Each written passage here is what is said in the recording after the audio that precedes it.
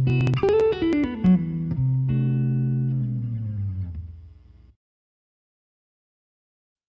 right. Good morning, everybody. Welcome to another episode of Jazziz Daily Brunch. How about that for a nice little intro? Short, sweet, little jazz guitar. I certainly dig it. I hope you did too. My name is Brian Zimmerman. I am the digital content editor for Jazziz Magazine, coming to you Tuesday morning, April 14th, for another episode of Jazziz Daily Brunch. Folks, we really appreciate you joining us every morning as we get farther and farther into this thing. We know it's tough on everybody. We've all reached that point where we could use a haircut, but we're too afraid to give it to ourselves. So we appreciate you coming together with us. It helps everybody. And it certainly helps when we have such phenomenal guests as the one we have on today. You know her from her work with Steely Dan. You know her from her work with her husband, the saxophonist Wayne Escoffery. She has performed all over New York City. She's the incredible Carolyn Leonhart. We're going to get to her in a minute, so stay tuned, folks. But first, I'd like to thank some of this episode's sponsors. They include Mac Avenue Records. So Mac Avenue is an amazing music label. They have been putting you on the road to great music for 20 years now. They have new albums out by Jimmy Green, an incredible saxophonist, and the band Tower of Power. Their new album is called Step Up. It's available now. Find out more about this label at macavenue.com or at their Facebook page. As a matter of fact, they are having a live Q&A with Doc Kupka from Tower of Power this Friday. So be sure to check that out. We are also brought to you by Blue Sound. They are an audio technology company. They have paired with MQA, a high-tech, also an audio studio, studio quality audio technology company to produce the Master Sessions, which is an exclusive live stream concert series presented in a curated listening party format. So this is cool. Anyone can participate in the live events experienced at over 100 Blue Sound authorized dealers around the globe. Each concert is streamed in real time using MQA's groundbreaking audio technology. They had shows planned throughout the summer. They were postponed, unfortunately, but they're going to be starting things off in September with a live stream performance by Theon Cross, an incredible jazz tuba player. So, as I mentioned, we are going to get into today's Jazz Brunch with my very special guest, Carolyn Leonhart. Carolyn, welcome to the program. Hi, how you doing? Good, good, good. How are you doing? I'm all right. Hanging out here in Harlem. That's right. The first question of my guest is always, how you doing? How you coping with things? How are you staying sane? What's life like in your neck of the woods? I don't know that we were ever really sane, so I can't speak too much to that. I guess that We've helps. definitely gone more no, but listen, we're healthy, and I feel very, very lucky that we are healthy because it's a very intense time, in the world, in the city, and in my neighborhood too. I mean, it's just, it really, just when you see what's going on as I walk around, we go out every day, obviously we spend most of our time at home. I bake a lot of bread, started making crepes. So we're probably going to weigh like 300 pounds. Oh God, the stress eating I've done. Yeah.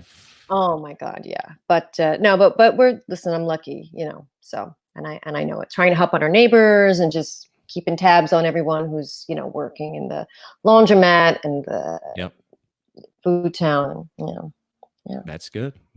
Yeah. And music certainly helps. I'm doing well too. Like Carolyn and I were talking a little bit before the show, and we both have kids, so trying to be teacher of the year and parent of the year, and it just something's got to give. And for us, it's laundry. It's all over the house. But what can you do? I know. Living the dream. Exactly. Hey, before we proceed, let me just mention again to people watching on Facebook or on YouTube, feel free to drop us a line, to say hi, to ask Carolyn a question about her long tenure with Steely Dan, or anything else you may want to ask Carolyn. Carolyn is no stranger to Jazz Brunch because she grew up performing at the Sunday Jazz Brunch at the Blue Note with her father, Jay Leonhart. Your father is Jay Leonhart, a musician, a bassist who has played with almost everybody in New York, you know, Mel Torme famously. Was there any question that you wouldn't become a jazz musician? You know what I mean? How did it work in the family? No, totally. I was maybe the latest one into jazz in my family because I was more rebellious, and I was like, I mean, I was singing as soon as I could talk, you know, and I really have come to believe that music was the religion, you know, in our household. But I was, I was following my dad to all his gigs, whether it was Liza Minnelli or Mel Torme or Peggy Lee, you know, Tony Bennett. But I was really into like Michael Jackson, Chaka Khan, Earth, Wind and Fire, Aretha Franklin. That's really where my heart was musically. So I loved watching, you know, my dad perform with all these amazing artists. And would like learn their sets and everything, and would love doing it. But the music that I loved was kind of different. So it wasn't until my dad bought me, you know, I mean, and obviously I heard Ella Fitzgerald and Sarah Vaughan, but it just didn't, I'll be honest, it just didn't connect, you know. And then my dad bought me a couple CDs. I was a junior in high school, a sophomore, junior in high school. I was with him in Boston. He was playing at the Regatta Bar with the, oh my God. Wow. Drummer. I'll think of the name. Sorry. But so I was with him for the weekend. He bought me a couple CDs and suddenly it clicked. And then I really became obsessed with Ella Fitzgerald, with Ella and Sarah. So he was doing the Blue Note Brunch at the time. And until then, he would have me sit in, but I would get up and do like God Bless the Child or Good Morning Heartache and, you know, riff and just do like bluesy stuff all over it. And he said, you got to dial that down. So it took, sometimes you got to play it straight. To sort of, to catch, you know, the jazz bug. But by the time I was a junior in high school, then I really started loving it. And, and then I've always been straddling lots of different kinds of music, but it's as I get older and older that I've really gotten more into jazz. You know? Right, because it's clear from your career that love for, you know, Michael Jackson, Aretha Franklin, pop R&B side never went away. You know, I'm curious, as jazz knowledge was transmitted through the family, you know, from your father. Sorry, you cut out for a second. That's all right. Oh, sorry. You know, I'm curious, you know, your father, I'm sure, taught you the nuts and bolts of jazz, you know, in terms of theory. But I'm wondering what other lessons were passed down, you know, maybe through osmosis. I spoke with the vocalist Veronica Swift, who said one of the most important lessons she learned from her parents, who were performers, were, you know, how to sleep in the car, how to sleep in a bass case if need be. You know, those road lessons that, you know, are oftentimes just as important as, you know, knowing what to play over a B flat, sus4, you know, plus whatever. So were there any lessons that you learned from them that weren't necessarily related to music about how to conduct yourself as a musician? You know what, actually, really, I mean, my parents were so supportive of my brother and me doing whatever we wanted, but there was never any directive to, you know, pursue music. And they sort of just let us follow our thing. So I was following my dad around, as I said. But I was never really actively mentored or tutored by him. I mean, my dad was always saying, you know, you really should learn to play piano. And you should learn to read music. It was hard to learn to play piano because in my house I almost had a rhythm section. So, you know, I would sit down and try to clunk out some chords and sound terrible, of course, as you do when you're first learning. And then my brother would slip on in and say, hey, try this voicing, you know? And then I was like, there was just, I had no room to be mediocre in my mind, in my house. So your brother Michael, a trumpet player, we should mention Michael Leonhart. Yeah, brilliant trumpet player, arranger, composer. He's amazing. So it was really on stage where I learned to do stuff. I mean, I was just always singing. My dad liked my singing, so he invited me up, like, to sit in at the Blue Note. Okay, somebody's passing through. Hello. Stopping by? Yes. Come in, dip in, say hi for a second. This is the one I call Vaughn. Hey there, Vaughn. Hi, go back to work, my love. It's a school day. Oh my God. So it was really on stage that Gotcha. he would teach me in the greatest way. Like, I would plan to sing a tune, and mid tune he would change tempo or change key on me or change meter, Yeah. and I just had to learn to hang. So That's there it. wasn't, I don't remember like spoken nuggets passed down. I just remember listening and being in it and doing it. The conservatory without walls, as the Yeah. basically rough used to call it. Just Yeah. playing, just hanging. Very cool. Yeah. You Yeah. mentioned high school too. Now you went to the Fame High School. You I went did. to Korea High School. Was it anything Yeah. like the movie? People dancing on tables and Well, more people first of all, like locking themselves in practice rooms? no, I went to LaGuardia, which was Fame had split up by then and Okay. became, or no, two schools, music and art and performing arts became one school, which was LaGuardia. So I went to LaGuardia, which was behind Lincoln Center.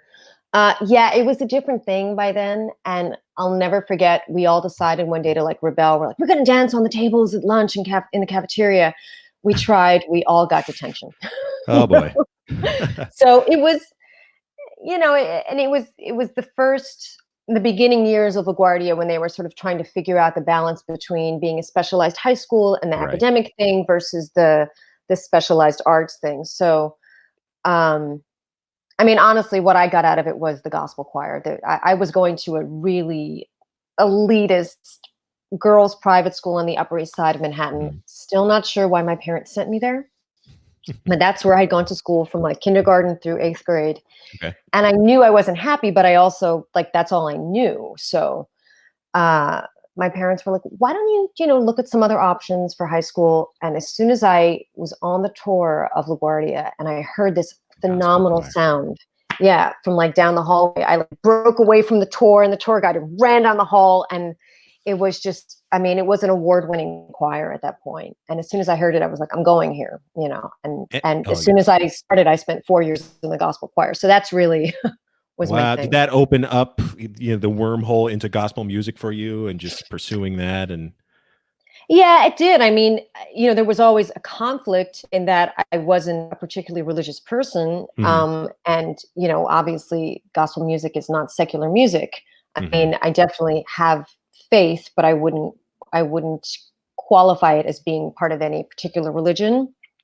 But having said that, the community and the spirituality in that room Yeah. before you even get to the musicianship and just the power of that Totally. much sound, it Totally. was profound. I mean, I was addicted to it. I was literally addicted to it. I hated weekends. I just wanted to go to school. In That's fact, sick. freshmen weren't allowed to join the gospel choir, but luckily it fell during my lunch period. So I Okay. never went to lunch. I just went to the gospel choir, and finally they were like, she's not leaving, so they let me. I love that your rebellious phase is joining the gospel choir, dancing on tables, and listening to Michael Jackson. That's I had a couple other rebellions, but yeah, it was okay. usually actually around yeah, music and dancing. Yeah, that was You're it. so gospel music is so powerful. I mean, I think there's a cosmic thread that like connects all great spiritual music from gospel to great klezmer, even Mhm. square singing, raga Mhm. stuff. It's just it has the power to bypass everything else and go right to your heart. So Absolutely, it's a good thing to absolutely. be addicted to. Yeah, and Um, to be honest, to this day, I mean, I tend to listen to instrumentalists when I listen to jazz. I mean, I have obviously there are phenomenal jazz singers, but my heart will sooner listen to like Kim Burrell, yeah. than Ella. And it's not to say I don't love Ella, and but it's just, yeah, you're that's just in my DNA. So That's awesome. Yeah, I was doing some, research for the interview, and I came across, on your Wikipedia page, you list some influences, or someone lists some influences for you, and I was struck by two uh-huh. because they not only happen to be two of my favorite musicians, but they're so stylistically different, and they're not Let's see. vocalists. One Okay. being Woody Shaw, the trumpeter Woody Okay. Shaw, the other Mhm. being the pianist Ahmad Jamal. Mhm. Um, what do you take from either side of those? Because Woody Shaw is so, it's powerful. The Mhm. language is so complex.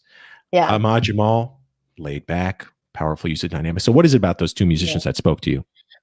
I'm not sure how those got on the list, although they're there. No, they're there legitimately, but it Okay. may have been like who I was listening to. It's probably I think I was listening to. I just forgot the name of the CD. It's hard to. Baloo Baloo's on the CD. Okay. God, my brain is just, I've been eating so much bread that like All of my our brain is brains. just Carbo brain. Yeah. Oh, Cassandra Night. Okay. Cassandra Nice. Night. I think that's it. Yeah. Nice. I think Cassandra Night, yeah.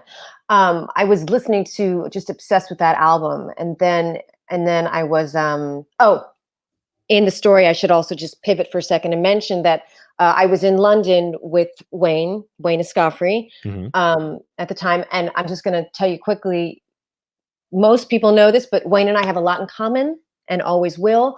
We are no longer bound by marriage Okay. and have not been for quite some time. So just because you mentioned that he was my husband, no longer. But anyway, so this was years ago. We were in London and I was just obsessed with that album and Baloo Baloo, and ended up writing a lyric to it and Nice. recording it. So that was just, I mean, he's just, his writing and his playing, it's just, I don't know that I can speak in terms of specifics, because that's never been my strong suit. I never felt confident enough as a jazz musician to feel like, okay, I can analyze why he does this. Just even though I teach and I Right. do a lot of stuff, I just, but Some things defy that explanation, the best things do. Yeah. I mean, just like, like with Sarah Vaughan, she's by far my favorite jazz singer. And, of course I've just been reading a book about her, and I love the analysis and everything, but it's just what she can do with her voice. She doesn't have to do anything, and it's so powerful. And yet she can do everything, and it's still be as simplistic and yeah, and such an amazing improviser. Anyway, so yeah, Woody Shaw, love, and then Ahmad Jamal. I've just always been a fan of his, and what's the now I'm thinking Oliver Stolen Moments. I mean, that's just one of my favorite recordings ever. So those are my desert island, couple of my desert island picks. Yeah, looking through that list, I was really kind of surprised to see that how many non-vocalists were on there, and I think that speaks a lot to your sensibility, that you keep melody and tone and timbre at the forefront. So yeah, I wish I wasn't a singer, but it's too late for me to try to get into. I mean, I'm learning to play piano and stuff like that. I'm using what I have. I mean, my voice is my voice, so I've got to make the best of it. But yeah, I mean, this morning listening to Ray Bryant, just Jackie McLean, who also I discovered through Wayne Escoffery. Nice. I mean, yeah, it's just I love instrumentalists. Yeah. Awesome. Well, hey, Carolyn, Brian Blade. Oh my God. Yeah. Oh yeah, that one of my favorite ensembles ever. I just saw them live down here in Miami. Really? Carolyn, you may have seen our publisher Michael Fagan pop onto the screen, and I think I know why. He could tell that I was about to ask you about your Steely Dan days, and Steely Dan is one of his favorite groups. So, Michael, are you there? Are you dropping by for? Wow, I am Michael. here. Hey, and I am here with hello, Carolyn.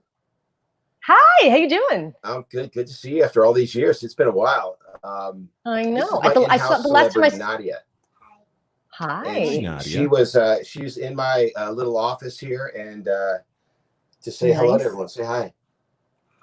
Hi. So I guess if there's a tie here, here's my daily brunch mug with, you might be able to see, Billie Holiday. Oh, of course. And I guess I don't want to put you on the spot, but Brian, you probably know this. Does anyone know what Billie Holiday's real name was? Oh, what was her real name? We could. The old. Can I get Vaughn? Oh, that's right. She was a Fagan, wasn't she? Yes, she was. Really? She was. Her name was Norah Fagan. Ella. And when Nadia, so it's kind of since you're a singer and I know you love Ella, when Nadia was born in the hospital, she was no name Fagan because we had not decided on a name yet. So I said, well, I love Ella. And at that time I had become acquainted with Norah Jones. And so how about if we call her Ella Norah Fagan? Ooh. That's And nice. my wife vetoed that. She said, "Is it really necessary to bring jazz into the kids' names?" So she became Nadia Rose Fagan. All right, Oh my we'll see you God. A later. very pretty name, nonetheless. Nice to meet you, Nadia. Bye. Oh, my son Vaughn, Sarah Vaughn, wasn't going to name There him you Sarah. go. That would have been cruel. He just popped in a couple minutes ago too. They should meet. How old is she? Oh wow, that's great. Well, you know, it's great to see you. I think the last time I saw you was actually at a Steely Dan show backstage. Yeah, it was.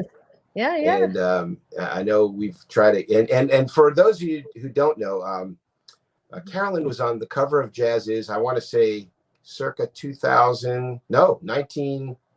No, it was about 2005, 4. I think. You know, I just actually saw an email from you that you didn't have it. I must have it somewhere. So, and I'll tell you and our audience the story. So, we went through our warehouse because we had literally a huge warehouse full of back issues of the magazine. And I'm going to put my light back on. There you go. And so we archived them. And Brian was there during this whole process. And we archived issues. We're digitizing them and getting rid of huge surplus of each issue. The only issue that was not in that warehouse that I could not find was the Carolyn Leonhart cover. Oh my God. So I'm going to recruit your help to find us that cover. We have it digitally, but I don't have a hard copy. It's so funny because I had a bunch of copies for years, and then I finally did the same thing. What do I need all like, these magazines for? I was like, do I need 10 of these? I'm like, I just, my life is not better for having 10. It's better for having 1 or 2. So I know I have it. I'll have to look around and find it, but I'll make sure you get it. It was a great cover, and I don't know if I ever told you the story, but I actually saw Norah when that issue with you on the cover came out, and I happened to have a copy with me because I wanted her to see, because I know that you guys know each other going way back. And she saw the cover. She said, "Oh my God, Carolyn, I love her." So it was a great endorsement from someone who became a superstar. Oh, she's amazing, and I've always been a big fan of hers way before she blew up, and she's brilliant. She's great. Why don't you good tell when the audience the connection of when you're playing with when you were singing in that was it Wax Poetic? Jazz Poetic, Wax Poetic. Yeah. So tell us about that. So it was maybe 2000, I guess, or 2001. I got a phone call. Actually, my same friend who had recommended me to Donald Fagen when he was looking for singers to change up the singers in Steely Dan. The same guy, his name is Scott Barkham, a really beautiful guy, a wonderful producer, and promoter, stuff like that. He was friends with Ilhan Ersahin, the tenor saxophonist who had this group Wax Poetic. And Norah was the lead singer of Wax Poetic, but she got the Blue Note deal and she was leaving. So I guess Ilhan had been going through singers to replace her and couldn't find anyone, and calls my friend Scott, and Scott recommended me. So I went to Ilhan to his place. You may know Ilhan if you live in New York or you've been to through New York. He has now 2 clubs, which are phenomenal. They're called— Which ones are they? I think I lost you for a second. It's Carolyn Freeze. It's a Carolyn Freeze. Sorry. Okay, we lost you. So I asked you right before we froze. Yeah. So what are the 2 clubs that Ilhan owns? New Blue, UBLU. Right. New and Blue. there's 2 of, I think there's both clubs are called New Blue. Okay. But they're a couple blocks away from each other. Yeah, I think Avenue D or Avenue C. Yeah. Yeah. Anyway, so we jammed a little bit, and then I joined the band and I replaced Norah. And the way I learned all the songs was listening to the board tapes of Norah singing. Uh-oh. We lost her again. All right, we'll get her back. Here we are. Sorry, everybody. Here we are. Here we go.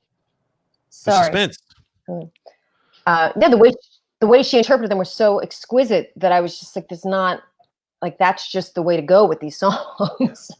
So, you know, I tried to put my own stamp on it, but to serve the music at the same time, I was like, she was right. So yeah, just those board tapes. I just remember doing some work, or having a gig or something, walking the streets of Zurich for something else, and just like listening to those tapes of Norah, like they were just gorgeous. Yeah. And then she came to gigs a couple times once I was in the band, and we, you know, had fun. Yeah. So I am, of course, curious about the Steely Dan connection. You know, it's for Michael and I, that's one of our favorite groups. And for you as well, what's cool about this story, is I know you kind of grew up idolizing Donald Fagen and Walter Becker, and then lo and behold, you're performing in this group. So I'm wondering if you could connect the dots there. It was interesting. We spoke with Al Di Meola yesterday. Similar thing happened. He went and he saw Chick Corea with Return to Forever. He said, I would love to play in that group. Next thing you know, he's got a phone call from Chick, and he's on stage. But a similar thing happened with you. So I'm curious if you could walk us back to that time in your life. So my mom had the greatest like jazz kitchen ever. She was always, you know, playing jazz in the kitchen, and my dad like controlled the music in the car. Okay. So when we would take road trips, and we took a lot of them, it was usually Asia, The Night Flight, Quincy Jones, The Dude, Songs The Key of Life, and then a couple Earth, Wind & Fire CDs. That was like the rotation. Oh, and just name 5 of my favorite albums. No, I know. Totally. I mean, what else really is there? Yeah.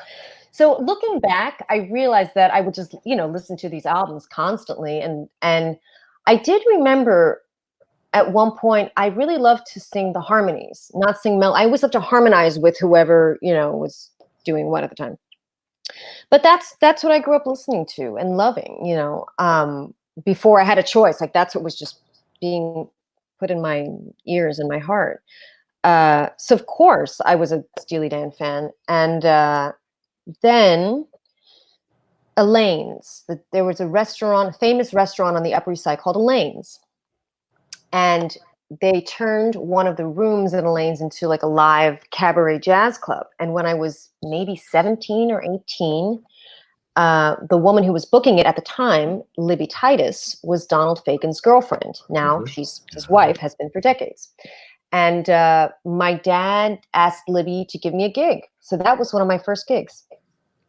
And so I prepared all this music, all these jazz tunes and everything. And I go and I do a gig at Elaine's. And who shows up but Donald Fagen? Wow. And I mean, I had a lot of family there and a lot of friends, you know, so they all knew. They were like, oh my God, Donald's here. So I think I said hi to him, met him for a second, but that was it. Anyway, my cousin was visiting from France and happened to be sitting there at the table right next to him. He was speaking French the whole time. So, but he understands English. So I don't know if Donald knew that he was being heard or not, but my cousin said, I heard Donald say, I'm going to remember her. Wow. So my French cousin Spy got that piece out of him. And then cut to about 6 years later, this was, I guess, early 1996. Right. My friend Scott was working at Donald Fagen's studio, and Donald was looking to change up the band. I mean, Donald and Walter. And he said, we need some new singers. And Scott said, why don't you try Carolyn Leonhart? And Donald remembered me from that gig. So I was somewhere in Europe working, and I got a call to submit music, you know, for the audition, which never happened. I just got the gig. And then shortly after that, Donald said to the same person, or to everybody, said, you know, I want to change up the horn section too. And someone said, hey, she has a brother, a great trumpet player named Michael. So my brother and I joined the band the same year, 1996. Wow. Made it a family affair. Very cool. Wow. And you know, you've been with Donald for quite a while now, if you do the math. And I was with 1,000 years, I think. Yeah, seems like a long time. I was with Donald in New York, actually, before I married my wife, Zachy. And we were at Warner Brothers, and at lunchtime, we were just talking about, I was actually doing a cover story, I think, with him, but it turned into a very long conversation. We spent a lot of time together, and he said a lot of great things about you. This was years ago. Very fond of you. I could tell he really loved your style.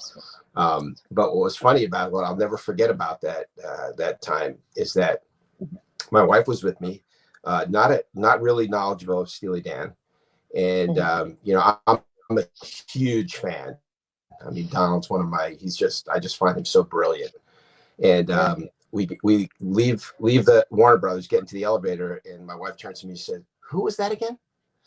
So, you know, it's one of these things where if you get it, you get it. But there's a whole world out there that that needs to know Steely Dan for the reasons that you're in Steely Dan. So, so Donald, we love Donald. And by the way, we somehow think we're related because all the Fagans from that part of the world were Donald, I mean, Billie Holiday. We totally are. Yeah.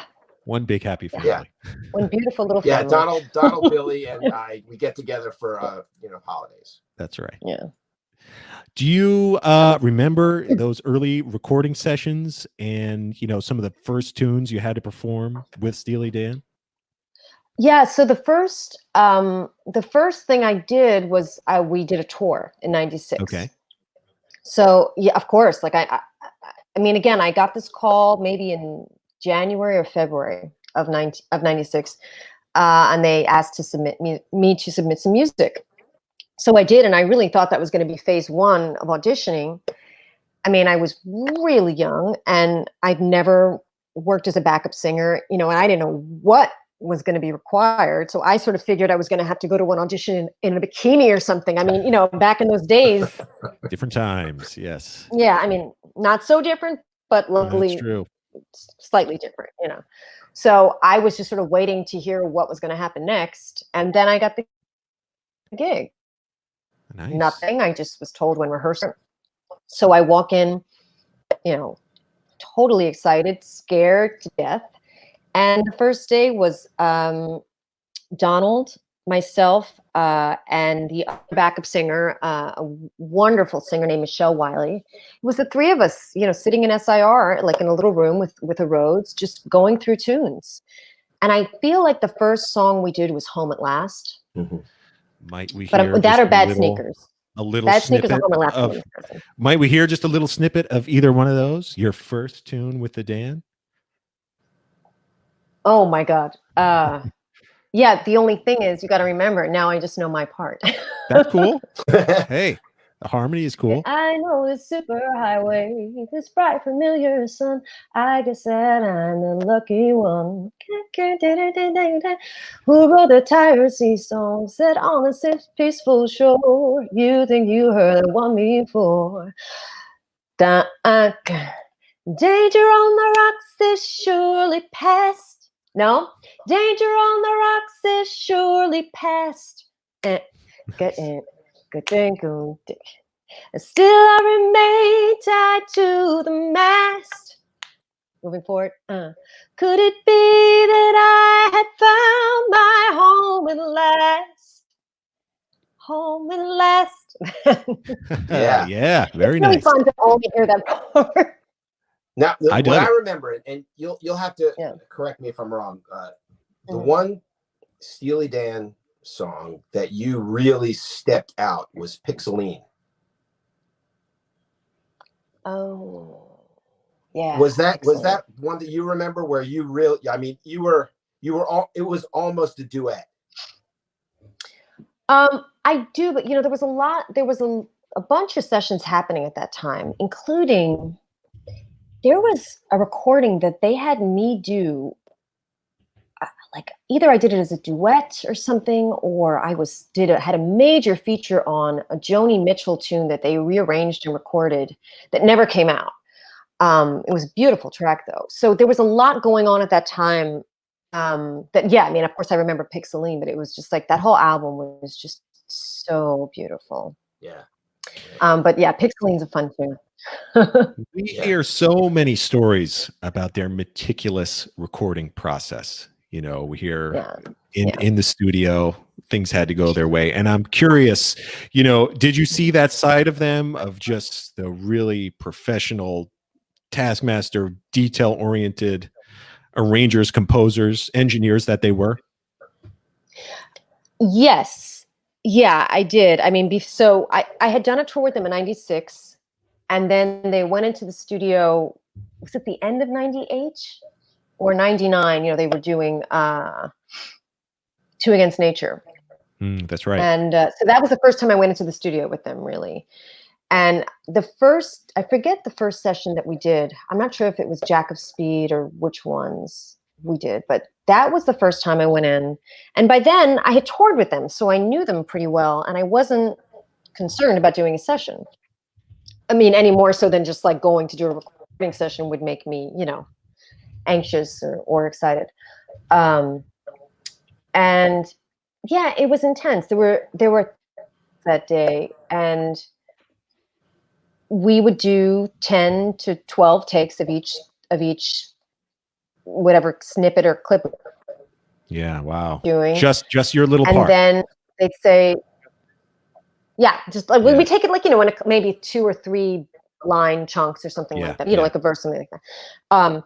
We do tenor, and most of the takes were great. They weren't like trying to get things, obviously you're trying to nail it. The singers were on, and it sounded good, but we would do at least 10 to 12 takes. And then they'd say, okay, come into the booth. So we come into the booth, and then I think Walter at that point or that day, or just from my memory, was sort of driving the editing machine a little bit more than Donald, but they were really working together, actually. So I take that back.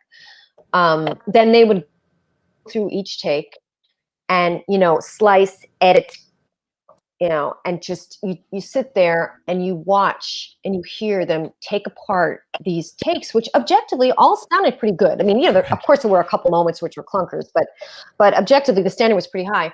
Right. And just the level of perfection that they were going for. And what was also amazing, just to watch them comp. I mean, I'd never seen comping like that. Like we'll take, this part of track 1 and then take track 2 and then and just they created from these 12 great takes one perfect take. So I didn't realize until that evening when I thought, okay, there's no way they're ever going to hire me again. Obviously, I suck. They have to comp they made me everything. do a dozen takes. Yeah. Right. I was just like, oh my God, I can't do anything. But yeah, it was later on when I realized, oh, that's the people they're talking about. That's just the way that they just work. wanted it the way they. Yeah. But having said that, so that that was the first. That was the wake up call. But once I realized, like, yeah, no, it's just their process is their process. Then after that, it was never a problem because I realized like I wasn't having a nervous breakdown in the sessions, right.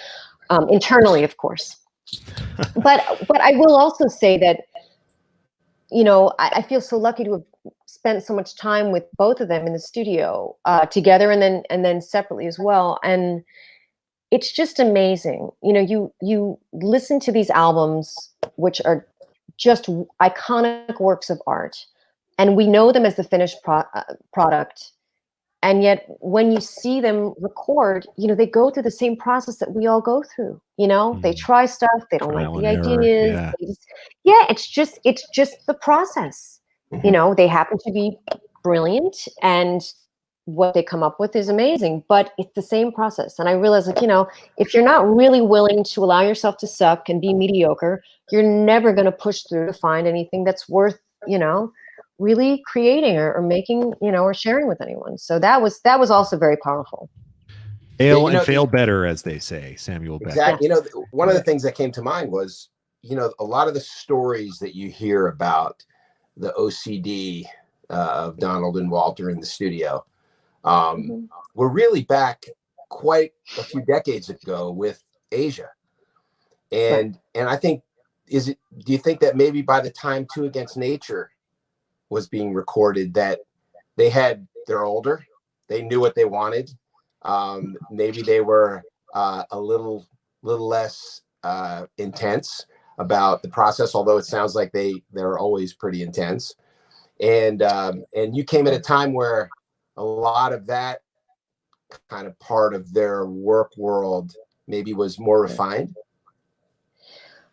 I mean, I can't compare it because I wasn't there, for the earlier stuff. So I feel weird sort of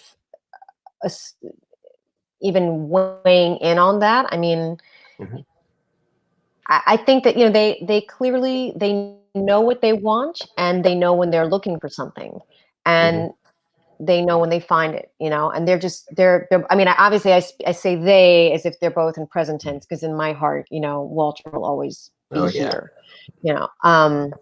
but I think just I don't even see it on those terms. You know, they're both very focused, and they know what they want or what they're looking for. So I wasn't there, you know, in the 70s. I wasn't there for Asia. I wasn't there for anything else. But I feel really lucky that I've been able to be there for so much stuff. And every time they have called me to do anything, you know, I take nothing for granted. I'm always like, oh my God, thank you. I get to do it again. Because, you know, I never envisioned myself being a backup singer, even though I really do love harmony and I love singing with the amazing singers that I, you know, get to be in a section with. But just that experience, you know, it really doesn't get old, you know, working with Donald and when it was Donald and Walter and making that music. I mean, it's phenomenal. So if you're going to do it, get what you want, you know, you might as well try to get what you want. It's not always going to be easy for people, you know?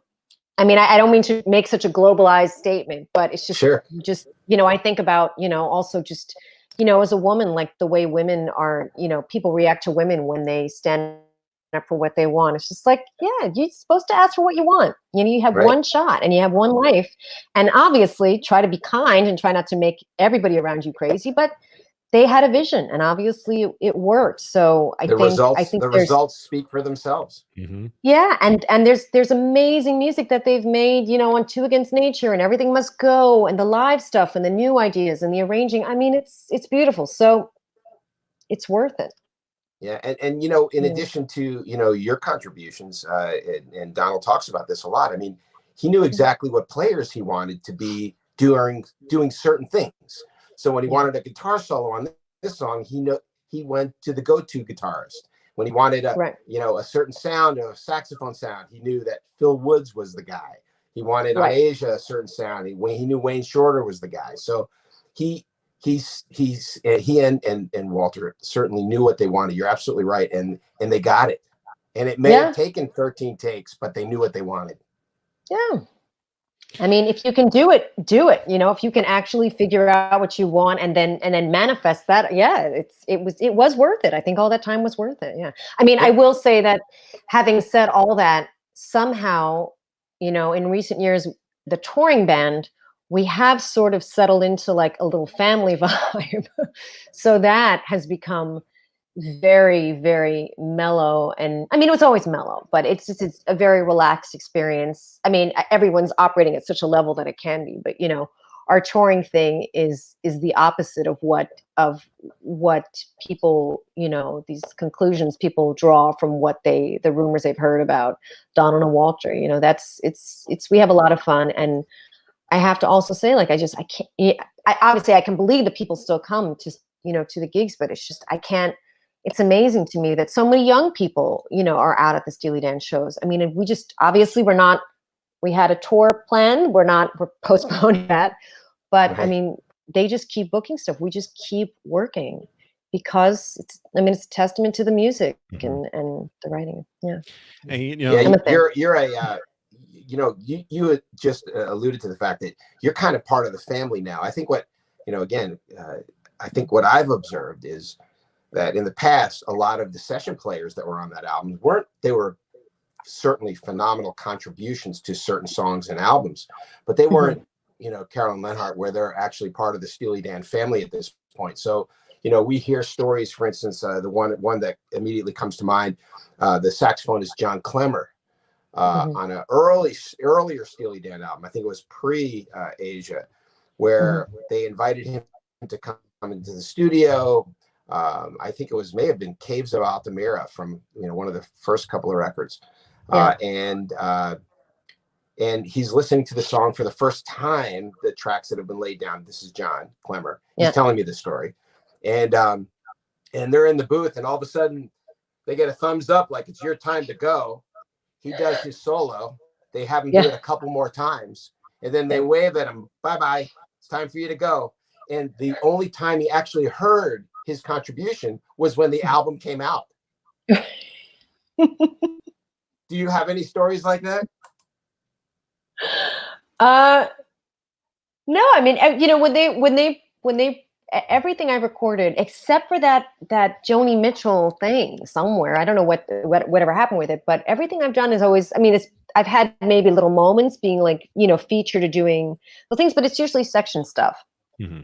Yeah. So, and it's also usually at this point, you know, it's fun. So it's, you know, we do takes. It's never like they never brought me in to do a solo, you know. So I wouldn't have had that kind of experience. I've heard about people who've had similar experiences. Right. You know, you just blow when you're sort of getting into your thing, and then it's all over and you have no idea. I think for, you know, soloing artists, they might not sit in comp in front of them, you know, like they did with session singers, because, you know, we're just doing parts. So, right. I mean, I understand it would be a little jarring if suddenly it's over and then you hear yourself on the album. Yeah. It's like, okay, you did your thing. There's the door. See you later. Thanks for coming. Back to you, Brian.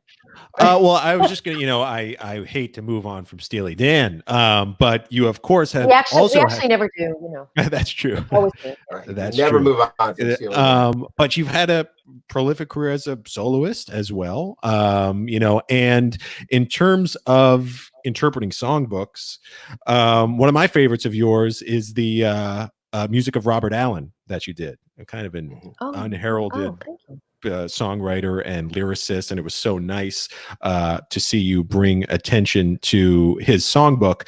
You know, he's chances are I Don't Regret a Thing. He did a holiday tune too, didn't he? Was Home for the Holidays. Home for the Holidays. That's right. That's right. Yeah. I'm curious as to what spoke to you about his songbook, and then on a broader level, you know, in terms of not just that we talk singers, we talk performers, but songwriters, which is the other half of what we do, right? What makes for a really great songwriter? Okay, so there's a couple questions I think in there. Yes, but to answer your first question about the Robert Allen thing, full disclosure, his wife, and then once he passed, his widow, this amazing woman named Patty Allen, wanted to do an album of her husband's songs. Okay. So this was her idea, her brainchild. She wanted to do it, and I got a call. She was a fan of mine and liked my singing, and so she asked me if I would do the album. So that was not my idea. I mean, I'm very lucky that she asked me to do it, and it was really a beautiful collaboration. I didn't know that much of his music. I'd heard Home for the Holidays. I had heard Chances Are, but she introduced me to all of that music. And she gave me all the music, and then we picked some of those songs together. You know, she had ones that she really wanted to do, but they're all phenomenal songs. So that was not my conception and my idea. Nice that they entrusted you with, you know, that songbook though, because it's a phenomenal album. Check it out. People listening. So funny. I really approached it as like a side, you know, I was hired to do the album. So when it came out and it even had my name on it, everyone said, "Oh, your new album's out." I said, "What? My new album?" So it was so kind of her that she, you know, really listed me as the artist on it, because it really could have been like the Robert Allen Songbook, you know, and I just sang every tune. Instead, it really almost became a solo album for me. So, and she's a phenomenal woman, and the music really is beautiful. And it's so funny. It's students of mine will come in and they want to sing those songs, and that album comes up. You're now associated with that songbook, which is cool, you know? Yeah. Not a bad thing. No. Right. I'm very happy. That's right. Yeah. And then in terms of other songwriters, you know, that have inspired you over the course of your career. Well, I have such a wide variety of music that I love and that moves me.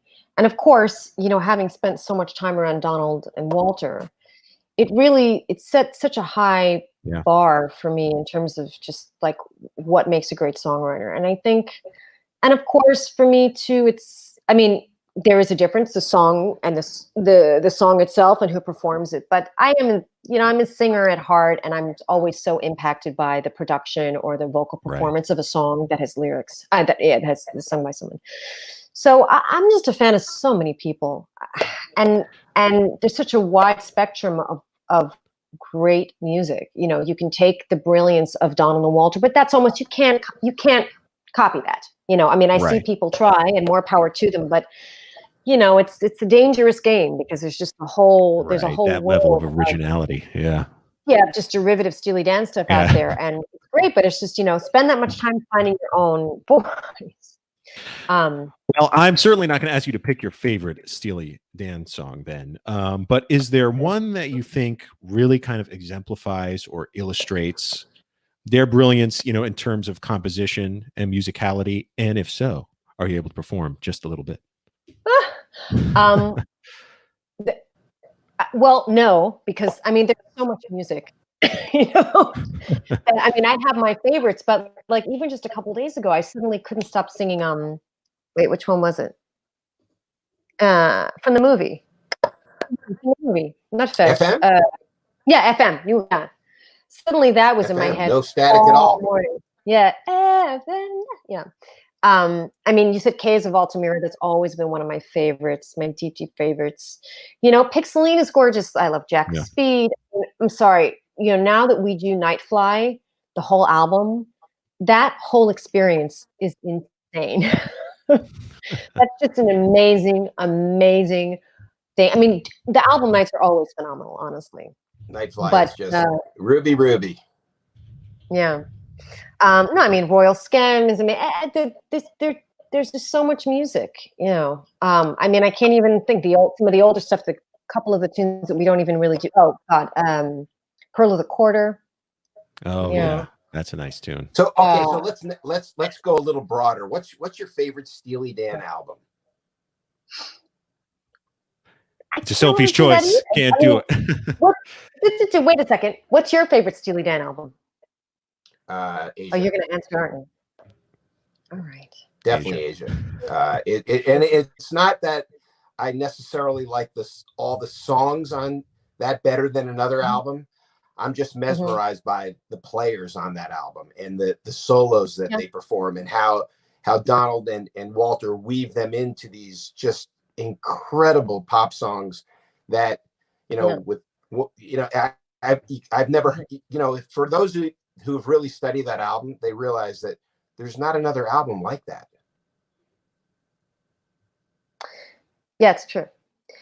It is true, but then I hear the other albums and I'm like, right, but you hear there's not Logic album and like it's making you do right.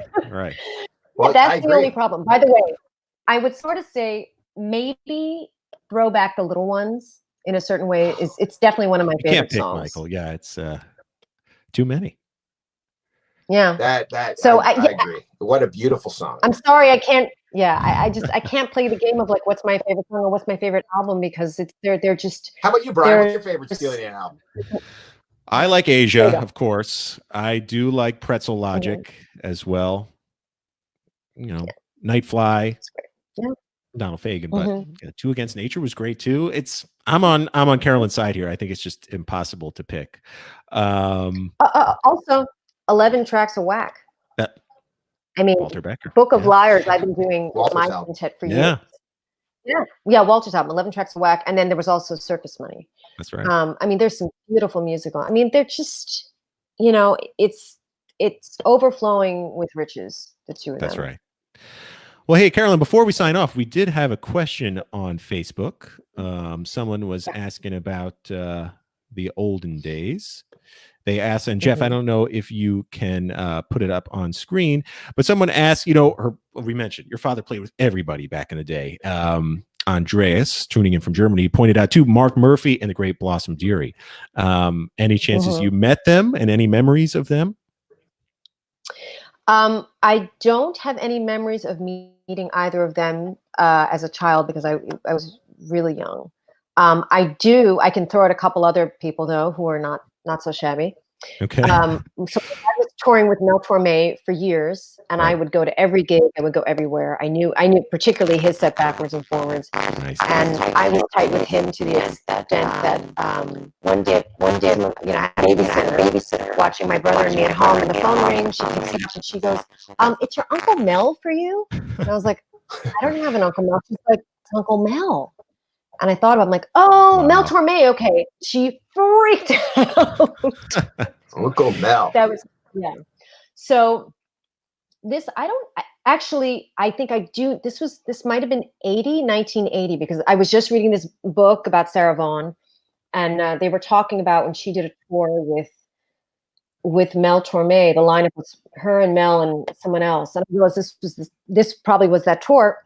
I was in Atlantic City with my dad. He was doing a run there with Mel and Sarah Vaughan, and can't believe I forgot who else was on the bill. So I was just sort of sitting backstage during sound check, and my head was in a whole other musical place, you know. So I happened to see this woman sound checking, and it's funny because she was the sound guy was setting up for her, and he wasn't giving her what she wanted. And she had to really say to him, she had to stand up to him, you know. And in the moment, she caught my attention when I heard someone like almost shouting. But what she was saying was like, you know, you're testing the mic here and that's working for you. She's like, I sing here. You know, she's like, I pull the mic back here. Right. And it's a testament to her whole life, you know, having this reputation as being this crazy, difficult diva. And yet really the fact is, you know, she was just fighting to get what she wanted. Anyway, so I happened to see that. And then I guess after sound check ended, my dad came over to me and he said, hey, I want you to meet someone. And he said, you're going to remember this for the rest of your life. This is Sarah Vaughan. So he went over and introduced me to Sarah Vaughan. And I said, hi, Miss Vaughan.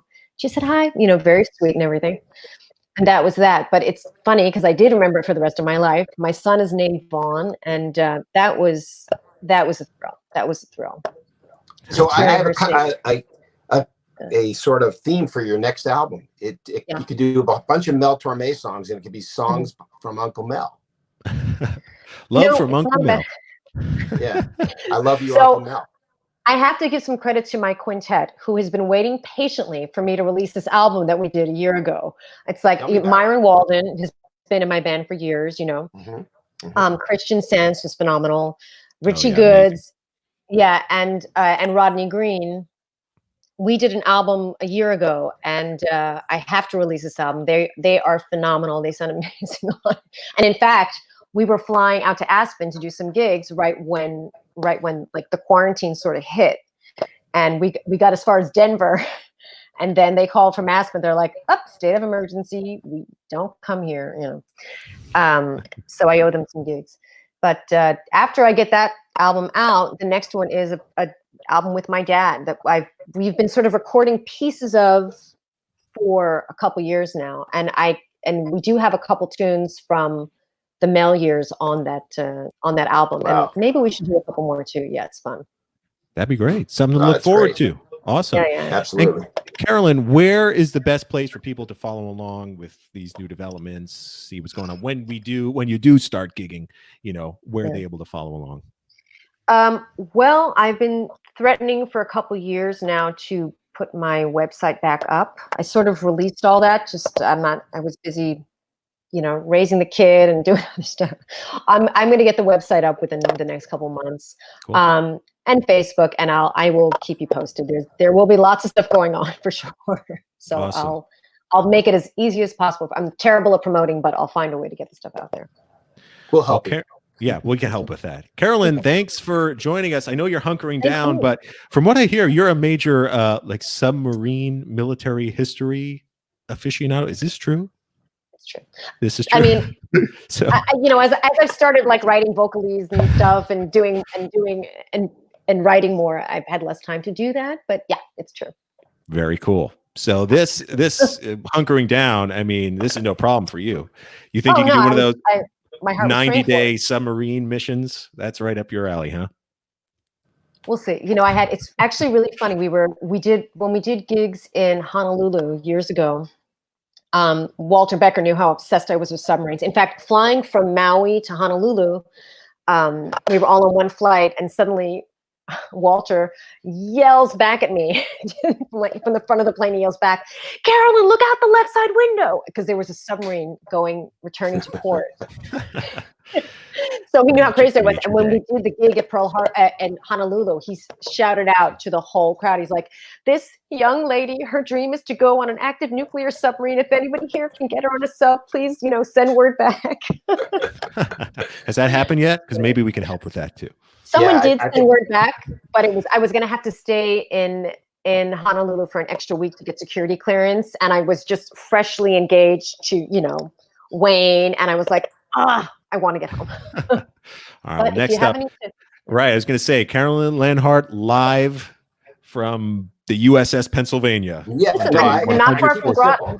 There you I can go. get to Groton easily. Yeah, it's gonna be. Carolyn Leonhart, Songs from the Submarine. Songs for the Submarine. it. That's next. Mhm. Carolyn, thank you so much for joining us for brunch Nice this to see you. morning. This has been really, really great. And it was a pleasure to hear you sing, of course. Oh. When things are back on the other side of this, we can't wait to see what you have in store. Thank you. Thanks so much for having me. This was so much fun. You are very Oh, welcome. great. Have a great day. And thanks to you too, Michael. Thank you, Brian. Thank you, Carolyn. Great Have to a see you. wonderful day, everybody. Bye-bye. You too. Bye-bye. Okay. Bye. Well, thanks again, everyone, for joining us for Jazziz Daily Brunch. We certainly appreciate it, and we hope you enjoyed that conversation with Carolyn Leonhart. Coming up tomorrow, we have Nathan East on the program, so we'll be talking to him. I also want to mention right now, our spring 2020 issue is on newsstands. If you feel like braving the public and going out and getting one, is here, but subscribers already have a copy. They have this beautiful custom illustration of Charlie Parker on the cover. The entire issue is dedicated to Charlie Parker. We have digitized all the material in this issue and put it on our website. That is available to subscribers too. To become a subscriber, just visit jazziz.com/subscribe or visit jazziz.com and click the big red subscription button in the upper left-hand corner. Right now, we're offering a special. You get 3 months of unlimited digital access for just 99 cents per month. Plus, we will throw in our next print issue coming out. There it is in the summer.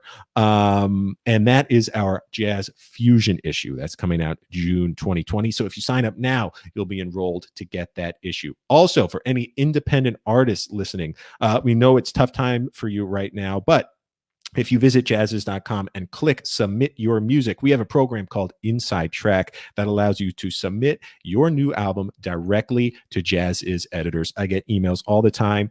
You know, Brian, how can I get my music into your hands? How do I get it considered for review? This is exactly how. If you go to jazziz.com, click submit your music, you could submit your, everything about your album, even the album cover, the personnel, track listing. You could send us a SoundCloud or a Bandcamp link. It comes directly to my inbox. I get to see it. You could wind up, in our song of the day featured on our homepage, in a weekly playlist, in our newsletter, on this very program. So I encourage all independent artists out there, please use Inside Track. Other than that, we really look forward to seeing you tomorrow at 11 a.m. for another episode of Jazziz Daily Brunch with Nathan East. Thanks a lot, everyone. Have a great day. See you next time.